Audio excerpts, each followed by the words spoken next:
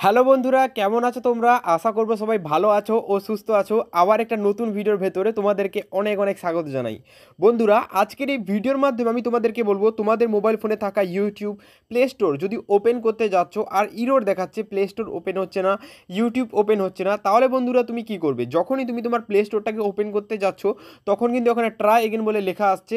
তোমার ফোনে কিন্তু এটা নতুন সমস্যা দেখা দিচ্ছে, ওটা কিন্তু হঠাৎ করে চলে এসেছে, আগে কিন্তু এটা ছিল না। এবার যে ইউটিউবও কিন্তু সেম, ইউটিউব তুমি এখানে ওপেন করছো কিন্তু ইউটিউবে কিচ্ছু চলছে না। দেখো বন্ধুরা, আমি আমার ইউটিউবটাকে এখানে ওপেন করছি। ওপেন করার পর দেখো এই যে ব্রাউজ ফিচারের জিনিসগুলো চলে এসেছে, এইগুলো কিন্তু তোমার আসছে না, এখানে ডাইরেক্ট ইরর দেখাচ্ছে। তো তোমার যদি এই রকম সমস্যা হচ্ছে, আজকের এই ভিডিওতে আমি তোমাকে বলবো তোমার কেন এই সমস্যাটা হচ্ছে আর এটা সমাধান করবে কিভাবে। সবার প্রথম বন্ধুরা চলে আসি এই সমস্যাটা তোমার কেন হচ্ছে। দেখো বন্ধুরা, এর জন্য তোমাকে আমি বোঝাচ্ছি। দেখো, নিজের ফোনের গুগল অ্যাপটা এখানে ওপেন করবে। তারপর দেখো এই জিমেলের লোগোর ওপরে ক্লিক করবে। তারপরে অ্যারো চিহ্নের উপরে ক্লিক করবে। ক্লিক করার পর দেখো এইখানে যে ইমেল আইডিগুলো চলে এসছে, এই প্রত্যেকটা ইমেল আইডি কিন্তু বন্ধুরা আমার নিজের ইমেল, যেটা আমার নিজের ফোন থেকে ক্রিয়েট করা। এখানে কিন্তু অন্য কারোর ইমেল নেই। কিন্তু বন্ধুরা, তুমি তোমার এখানে ফোনটা ওপেন করে এই জায়গায় চলে আসো, দেখবে অন্যের একটা ইমেল কিন্তু এখানে রয়েছে।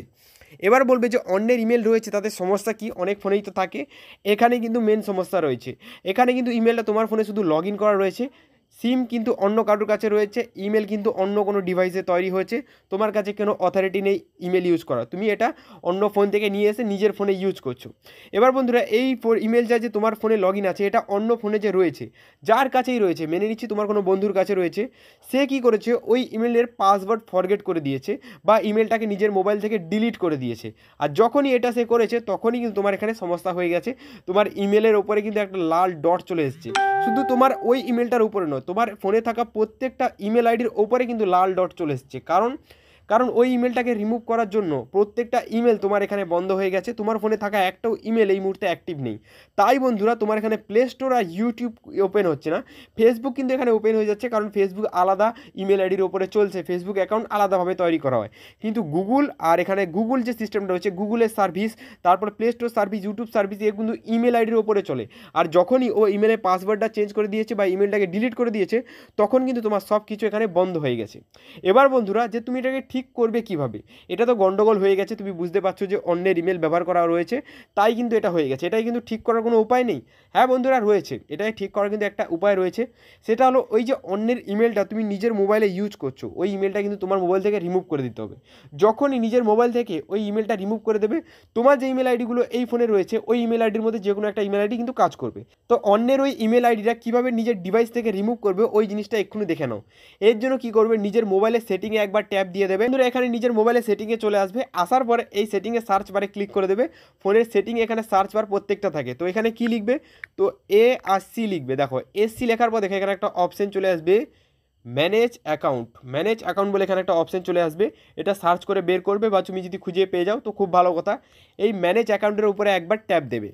ট্যাপ দেওয়ার পর বন্ধুরা দেখো এখানে প্রথমেই থাকে ম্যানেজ অ্যাকাউন্ট, এই অপশনের উপরে ক্লিক করে দেবে। ক্লিক করার পর দেখো তোমার ফোনে যতগুলো অ্যাকাউন্ট রয়েছে, যেমন ফেসবুক অ্যাকাউন্ট, ইমেল অ্যাকাউন্ট, তারপর এখানে তোমার ডিভাইস যেখান থেকে লগ ইন করা রয়েছে সেই অ্যাকাউন্ট। দেখো আমার এখানে স্যামসাংয়ের ফোন, একটা ইমেল আইডি দিয়ে কিন্তু এটা লগ ইন রয়েছে।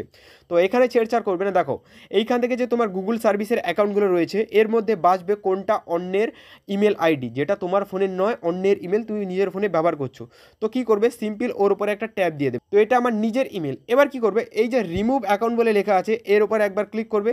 ক্লিক করার সাথে সাথেই বন্ধুরা তোমার ডিভাইস থেকে কিন্তু এই ইমেলটা একদম উড়ে যাবে, তোমার ডিভাইস থেকে একদম রিমুভ হয়ে যাবে, একদম রিমুভ হয়ে যাবে, কিচ্ছু থাকবে না ইমেলে।